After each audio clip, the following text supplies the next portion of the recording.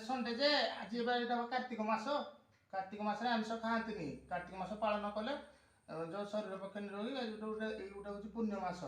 ଏ ମାସରେ ଯଦି ଆମିଷ ଖାଇବ ଭଗବାନ ରାଗିବେ।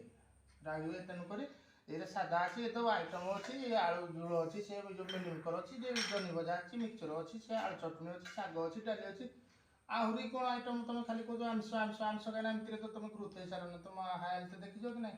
ତୁମେ ବା ଝିଅ ପିଲାଟା ଖାଲି ଆମିଷ ଖାଇବି ତେଣୁ ଏଇ ସାଧା ଜିନିଷରେ ବହୁତ ଭଲ, ଶରୀର ପକ୍ଷେ ବହୁତ ଭଲ।